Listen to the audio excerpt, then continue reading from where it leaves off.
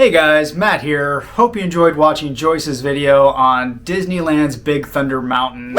If you haven't seen it yet, it's up on our channel now, so please check it out. In this video, we thought it'd be fun to revisit Jungle Cruise.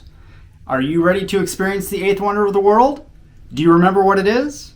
Stay tuned to find out. So it's 9:30. The park has been open for an hour and a half, and Jungle Cruise is only 15 minutes. That is unheard of at Disney World. It would be at least an hour by now, so we're excited to check it out. The Jungle Cruise is a classic Disney boat ride in the Adventureland area of the park, where you'll board a boat with a skipper and go on a punny adventure through the treacherous rivers of Asia, Africa, and South America. Don't worry though, it's not really treacherous. The Jungle Cruise was an opening day attraction here at Disneyland and has no height requirement. They even have boats which are wheelchair and ECV accessible, so all members of your family can enjoy the ride. So first, let's talk a little bit about the inspiration for this attraction. Long story short, Walt's vision for this ride was that it resembled his travels through the jungles on other continents, so he went to his Imagineer Harper Goff for assistance. Harper drew his inspiration from a couple of sources. First, from a documentary called The African Lion from Disney's True Life Adventure film series. In fact, many of the scenes on this ride were intentionally created to match the scenes from this series. And speaking of these scenes, you've probably heard that Walt Disney originally wanted the ride to feature live animals, but for many reasons, he was ultimately convinced to use animatronic animals instead. Another inspiration for the ride came from the adventure film called The African Queen, which starred Humphrey Bogart and Katharine Hepburn. This film helped inspire the design of the ride vehicles, and if you've ridden on the ride before, you know that each of the boats have names that also fit within the theming, such as the Amazon Belle, the Congo Queen, or the Nile Princess.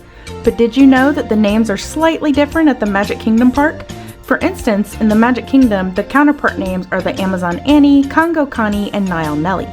And all of the boats get new names during the holidays when this attraction is transformed into the Jungle Cruise. Now let's talk about the look and the feel of the attraction. First off, the water looks pretty dirty, doesn't it?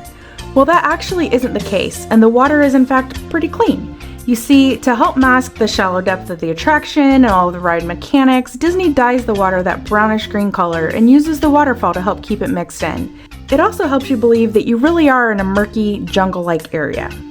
Speaking of scenery, the landscaping for this attraction was created by Imagineer and horticulturist Bill Evans.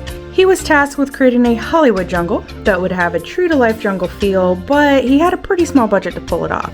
So that meant he had to be creative with some of his techniques. For starters, the ride was originally meant to be on the east side of the park, sort of where the Tomorrowland area is that we know today. But Bill moved it to the west side of the park to take advantage of a large section of eucalyptus trees that the previous landowner had planted. This helped create a natural barrier between other areas of the park. He also planted some orange trees upside down to resemble mangroves. He even resorted to smuggling plant seeds he acquired from his travels inside the cuffs of his socks to help give the landscaping an authentic, exotic feel. Now, can you imagine a ride on the Jungle Cruise without those iconic jokes from the skippers? Well, when this ride opened, it had more of a serious tone and was meant to provide the guests with more of a nature documentary experience.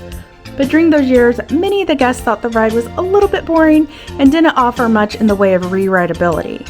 So Walt asked animator Mark Davis to sketch up some humorous gags for the ride, and that's what started the evolution of this attraction into the ride we know and love today. And here it is as promised, the eighth wonder of the world. Say it with me, guys, the backside of water. We hope you enjoyed riding along with us today on the Jungle Cruise here at Disneyland. We'd love it if you'd give this video a big thumbs up and let us know in the comments if the Jungle Cruise is a must-do for you or a skip on your Disney vacation. Until next time!